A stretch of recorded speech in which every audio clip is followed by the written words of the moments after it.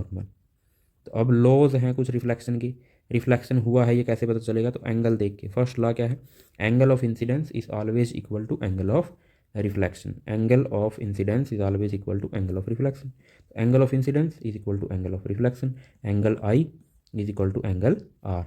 ये जो एंगल है इसको हमने बोला था एंगल ऑफ इंसिडेंस, ये जो एंगल है इसको हमने बोला था एंगल ऑफ रिफ्लेक्शन। तो i is always equal to r. अगर ये मान लेते हैं 30 डिग्री है तो ये भी 30 डिग्री, अगर ये 40 डिग्री है तो ये भी 40 डिग्री, अगर ये 50 डिग्री है तो ये भी 50 डिग्री होगा। तो ऐसे हमेशा ये इक्वल ही रहेंगे। नेक्स्ट लॉ है हमारा incident ray normal at the point of incidence and reflected ray. तो तीन चीज़ें हैं हमारे पास, एक इंसिडेंट रे, एक है नॉर्मल और एक है रिफ्लेक्टेड रे। ये जो तीन चीज़ें हैं, इंसिडेंट रे, एक है नॉर्मल, एक है रिफ्लेक्टेड रे, ये तीनों हमेशा सेम प्लेन में रहेंगे। ये लिखा हुआ है all lie in the same plane. तो सभी के सभी सेम प्लेन में लाई करते हैं।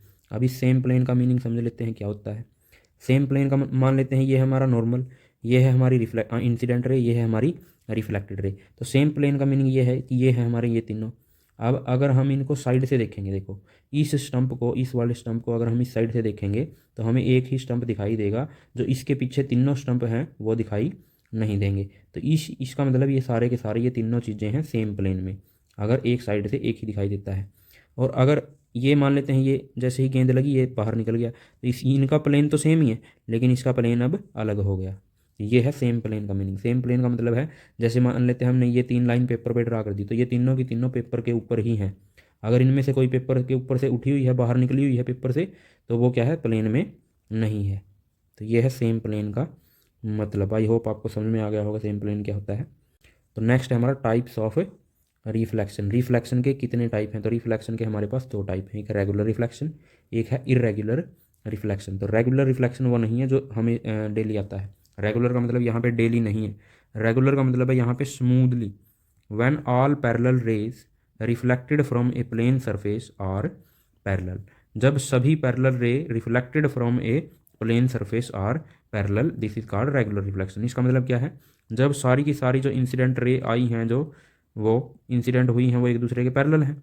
और तो जाती हुई रे यानी जो रिफ्लेक्टेड रे हैं वो भी एक दूसरे के क्या हों, पैरेलल हों, इसको हम बोलेंगे रेगुलर रिफ्लेक्शन। आने वाली रे भी पैरेलल हैं और वापस जाने वाली रे भी पैरेलल हैं, यानी इंसिडेंट रे एक दूसरे के पैरेलल हैं और रिफ्लेक्टेड रे भी एक दूसरे के पैरेलल हैं। इसको हमने बोला रेगुलर रिफ्लेक्शन। रेगुलर रिफ्लेक्शन हमेशा जो है वो स्मूथ सरफेस पे होगा।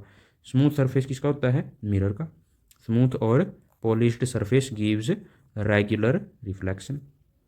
तो इरेगुलर रिफ्लेक्शन क्या होता है, when all the parallel rays reflected from a plane surface are not parallel. When all the parallel rays reflected from a plane surface are not parallel, तो उसको हम बोलेंगे this is called irregular reflection. जब parallel नहीं होंगी, कौन सी ray parallel नहीं होंगी, रिफ्लेक्टेड रे पैरेलल नहीं होंगी। तो इंसिडेंट रे तो एक दूसरे के पैरेलल हैं, यहाँ पे देखो इंसिडेंट रे एक दूसरे के पैरेलल हैं। इसमें सेम डिस्टेंस, इसमें सेम डिस्टेंस, इसमें सेम डिस्टेंस है सभी जगह पे, यहाँ पे कहीं पे भी आप चेक करोगे तो ये तो एक दूसरे के पैरेलल हैं।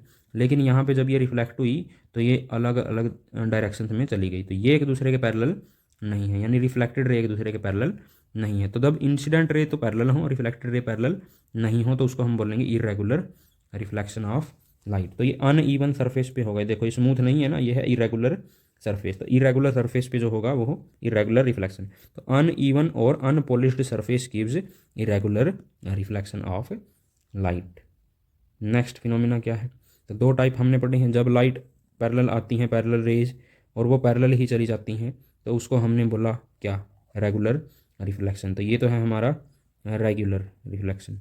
और ये क्या है, जब पैरेलल रे ऑफ लाइट आती हैं लेकिन जब लाइट रिफ्लेक्ट होती है तो वो अलग अलग डायरेक्शन में चली जाती है, इसको हमने बोला इरेगुलर रिफ्लेक्शन ऑफ लाइट।